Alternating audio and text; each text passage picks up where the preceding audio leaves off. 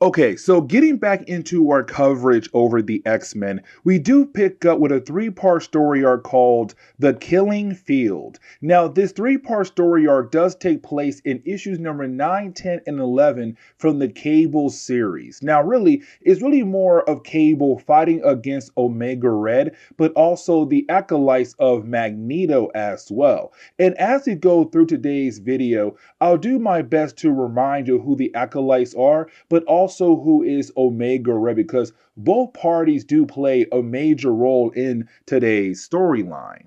And so, getting into the opening pages of Cable issue number 9, we do pick up with Cable having a conversation with Rachel Summers and Kitty Pryde. Now, at this point in time in Marvel Comics, those two characters were part of the Excalibur team. Now, for Excalibur, they were stationed at the research lab that belonged to Moira McTaggart on Muir Island. Now, for Rachel Summers and also Cable, the reason why you have these two characters right now having a conversation is because Cable had just discovered in our last video that he was the son of Cyclops and Madeline Pryor. You see, in the early 1990s, we were kind of left to believe that Strife was the son of Cyclops and Madeline Pryor, and Cable was the clone. But then in our last video, we had discovered it was the other way around, that Cable was the son of Cyclops and Madeline Pryor, and Strife being the clone of Cable. Now, with all that being said, for Cable, he also realized if he is the son of Scott Summers, that also means he is the brother of Rachel Summers. Now, for Rachel Summers, there is a small problem though, because for this Rachel Summers, she's from an alternate timeline, better known as the Days of Future Past timeline. And so in that timeline, it was a very dark future. But either way, for Rachel, she's kind of wondering in the possibility with Cyclops and Jean Grey getting married, will they have children? And if they do have children, will one of their kids be her? But for right now, for Rachel, even though technically she is the sibling of Cable, at the same time, she's not, because she's from a different timeline, with a different Cyclops, with a different Jean Grey. And so right now, yes, they're siblings, but in reality, they're not. Now, when it came to our earlier videos, we had different moments where you had Rachel being able to easily connect to Cable's mind. And for our two characters, they had no idea why. Now they do know why, because they are siblings in, well, some weird time traveling way. Now we have to jump over to the acolytes. Now the acolytes are the followers of Magneto. Now for the acolytes, even though Magneto is not around because thanks to Charles Xavier, the mind of Magneto was shut off, you still have the acolytes out there still trying to do Magneto's work. And with that being said, they're trying to hunt down a character known as Omega Red. Now, there is one particular character on the acolytes that we have to talk about, and that would be Katu. Now, for Katu, he does have the mutant ability to siphon off a portion of the Earth's electromagnetic field and then convert that type of energy into a destructive blast. Now, with all that being said, for Katu, he does have a huge connection over to Omega Red. But for the acolytes, the reason why they're looking for Omega Red is to hopefully bring him over to their side, to be working with the acolytes and helping out with Magneto's work. Now, for Omega Red, we have to remember that he's always dying. Now, there are two reasons why he is always dying. The first is that when it came to Omega Red, he was part of the super soldier program for Russia, and it gave him a type of metal called carbonadium. The problem is carbonadium is poisoning him, and so he constantly has to use his mutant ability to drain the life force of other people to survive. Now, the second reason why is because his death spores. You see, for Omega Red, he has the ability to release death spores around him. Now, the longer somebody is near him, the more lethal they become. But the problem is, those same spores are also inside of him as well, slowly killing him off. And again, he needs to drain the life force energy of the people to survive. Now, in this storyline, they're kind of ignoring the whole idea of carbonadium poisoning him and really focusing more on the whole idea of his death spores are slowly killing him off. But either way, you do have the acolytes tell Omega Red they have a way to help him out. Now, getting back over to Muir Island, we do pick up with Rachel Summers and also Kitty Pryde heading off to deal with a mission because there's some kind of inferno thing happening in London. So you have Excalibur leave to go handle with that problem. Now, for Cable, he wants to go with them, but Moira McTaggart says no. And the reason why, because Cable came over to Muir Island to kind of get a better understanding of his mind connection to Rachel Summers, to get a better idea of his, well, psychic abilities that are slowly evolving.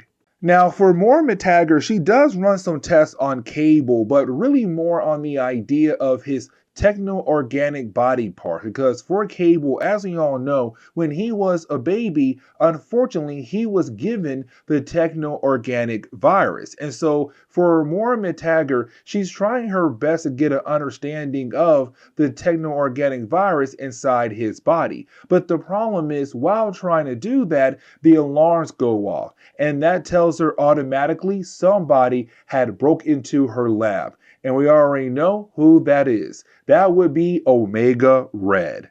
Now, while you have the two characters battling against each other, it does go back and forth for a good while here. Now, for Omega Red, he does hit a nerve when it comes to Cable. And what I mean by that statement is that, okay, in the earlier days of our coverage over the Cable series, we had saw Cable fight against a character like Sincere.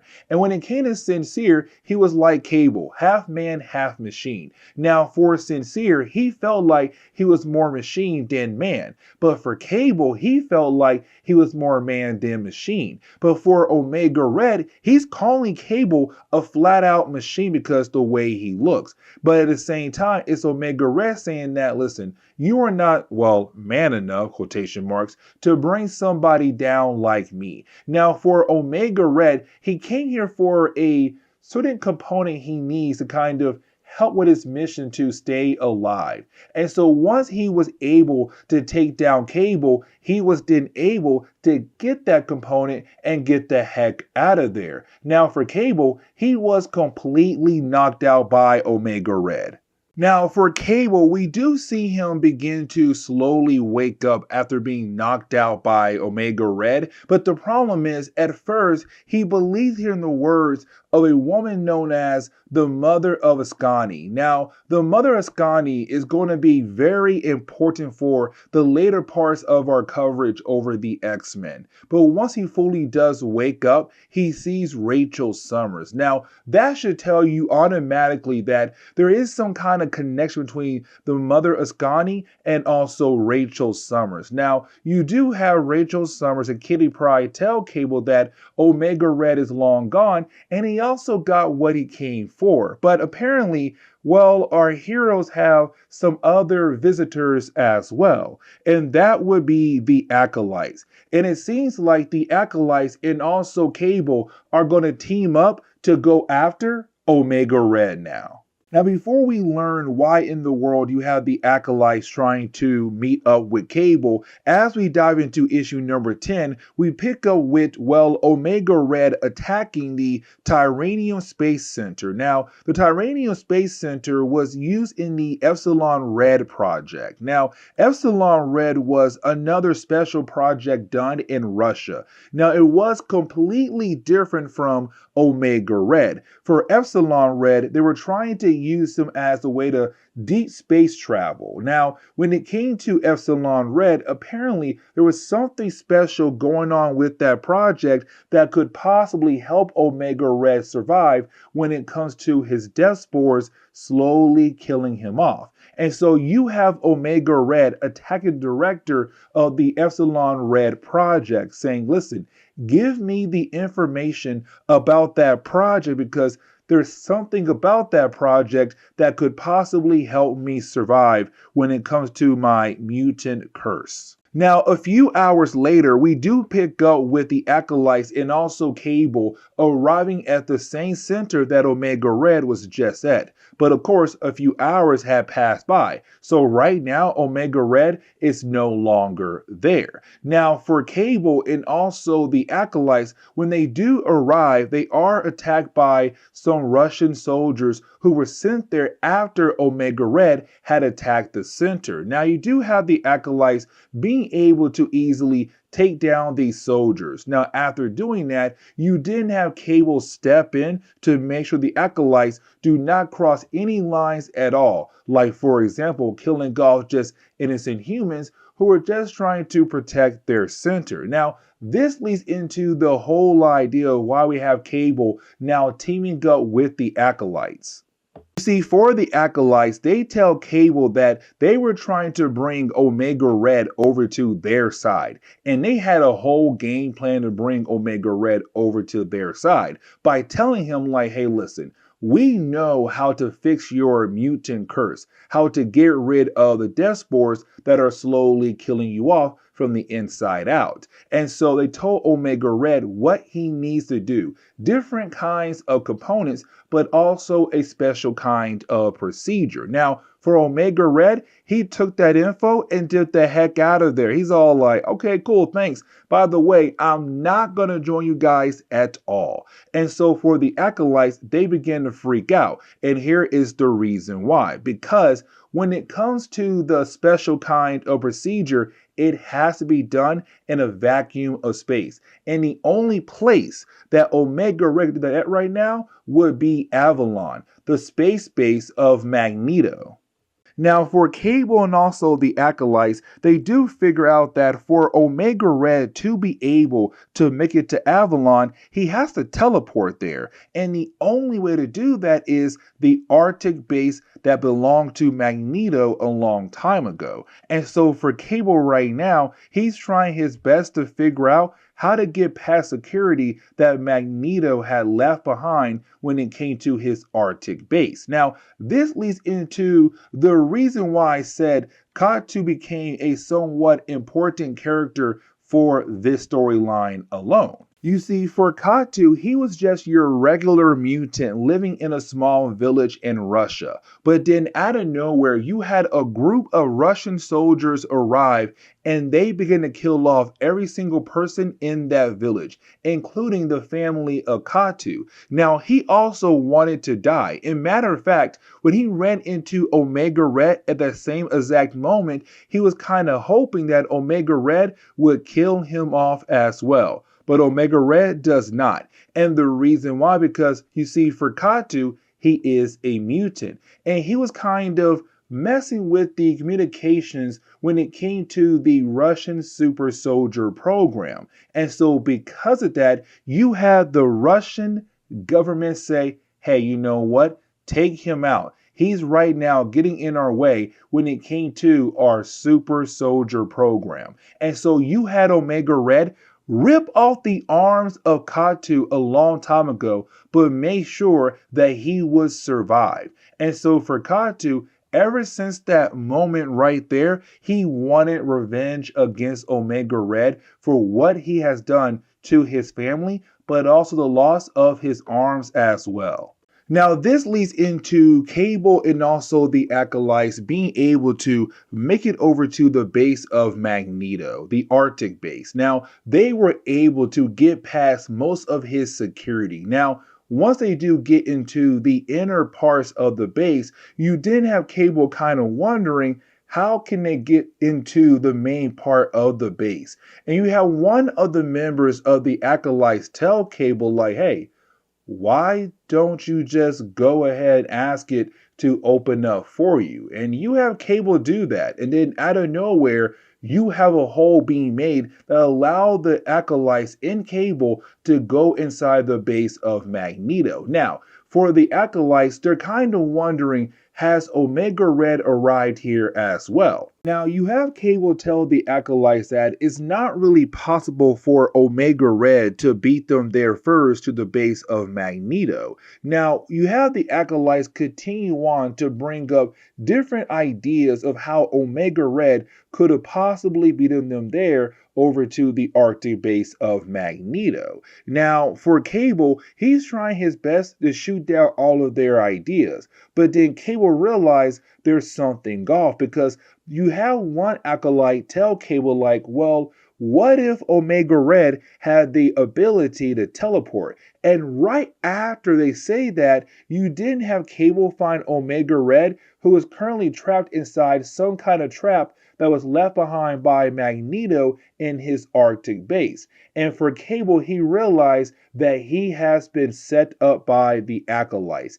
And so when he turns around, he sees all the acolytes right now surrounding him, but also they're being led by Colossus.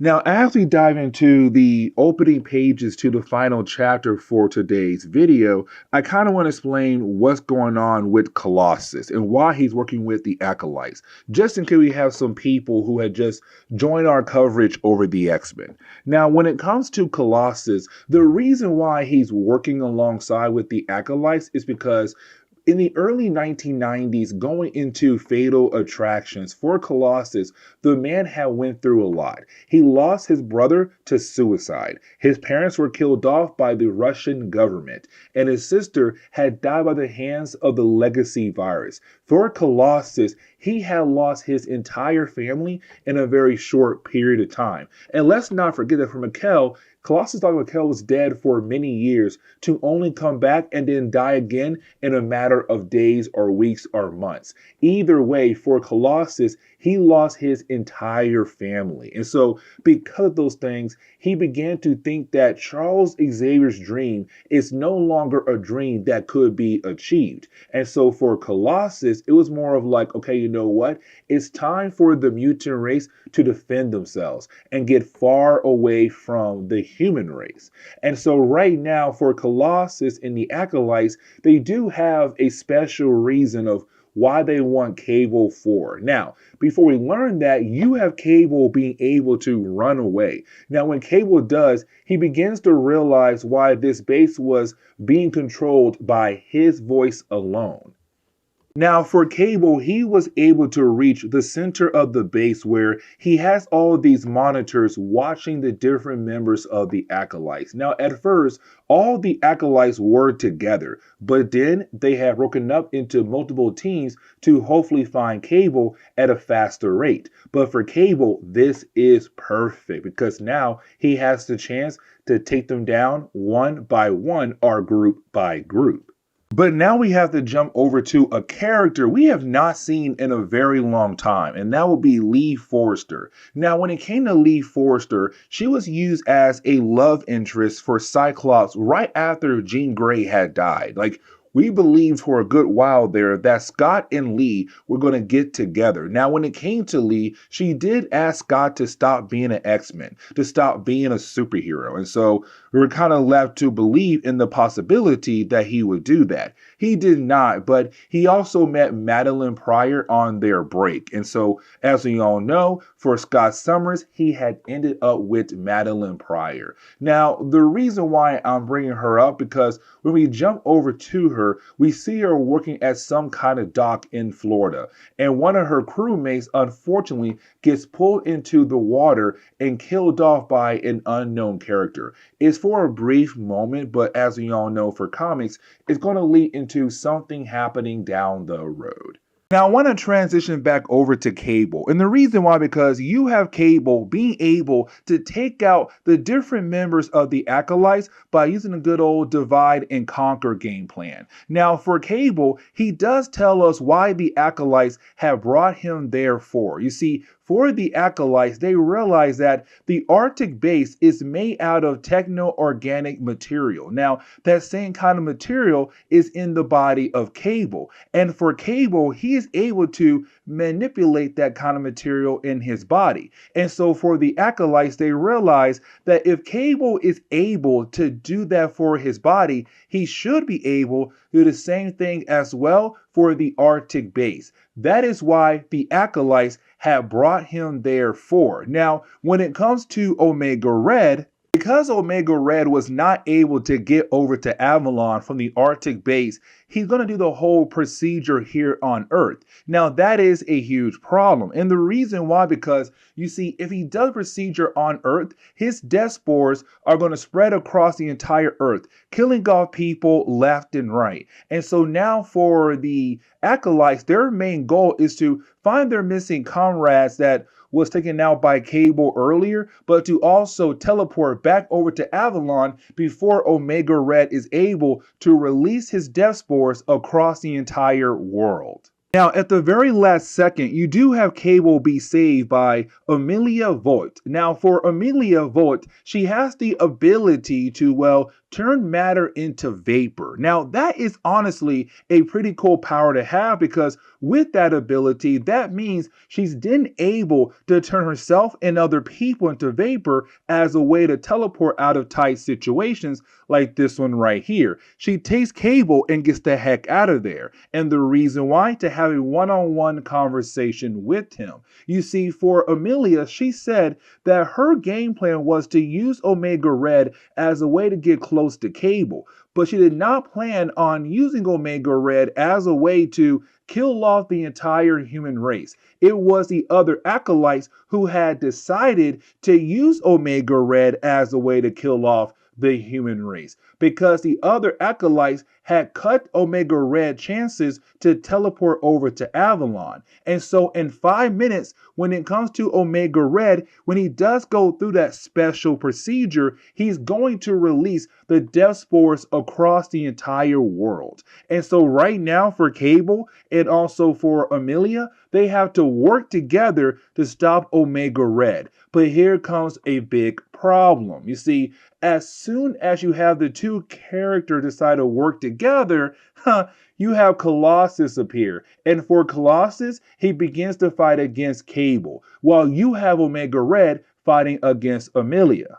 Now, I want to jump back over to Colossus and also Cable. And the reason why, because you have Colossus tell Cable why he wants Cable with the Acolytes. Because he believes if Cable is able to master his psychic abilities, they could be used as a way to help protect the mutant race. But for Cable, he kind of realized that when it comes to Colossus, it's really more because he wants to make sure to keep Cable close to him. And here's the reason why. Because again, for Cable, he just found out that he is the biological son to Cyclops and Madeline Pryor, and Strife is the clone. Now, the only reason why I'm bringing this up right now, again, because for Strife, he had created the legacy virus, and with the legacy virus, it had killed off Ileana, the younger sister of Colossus. And so for Colossus, he's kind of like, hey, listen, I want to make sure, Cable, that you don't become like Strife and try to hurt the mutant race in some kind of way so that more people won't die. But for Cable, it's kind of like, no, this all has to do with Ileana, her death, because ever since she had died, you left Charles Xavier's side. You didn't believe that his dream is no longer a dream that could be reached. You had completely changed after your sister had died. And so you do have Cable take down Colossus, but after doing that, he tells Colossus, I need you to sit down and think about your recent actions in the last few months that you have been with the Acolytes. Now, the ending of this book is pretty wild because you do have Cable being able to find Omega Red. And so while you have those two characters fighting against each other, at the very end of the battle, you then have Katu appear. Now, for Katu, let's not forget that this man wants to get revenge against Omega Red. And so his main goal is to teleport him and Omega Red out in the middle of space as a way to kill off Omega Red, but to also get his revenge as well. Now, for Cable, he was able to stop Katu from using the teleporter to teleport out into space. And so you had Katu say, fine, you know what? I'll go ahead and use my powers on my own as a way to kill off myself, but to also kill off Omega Red. Let's not forget, when it comes to Katu, he has the ability to siphon off a portion of the Earth's electromagnetic field and turn that energy into a destructive force wherever he points that energy towards. And so he takes part of that energy and direct it towards himself and also Omega Red. And then out of nowhere, all we see is a flash of light. And so we're kind of left to believe that Katu and Omega Red are supposedly dead for the time being. Now, for Cable, he's very disappointed in Colossus and the Acolytes, but all he can do is just walk away. And so this is where we're going to end today's comic book video. So please leave me a like down below and subscribe. But guys, see y'all next time. Later.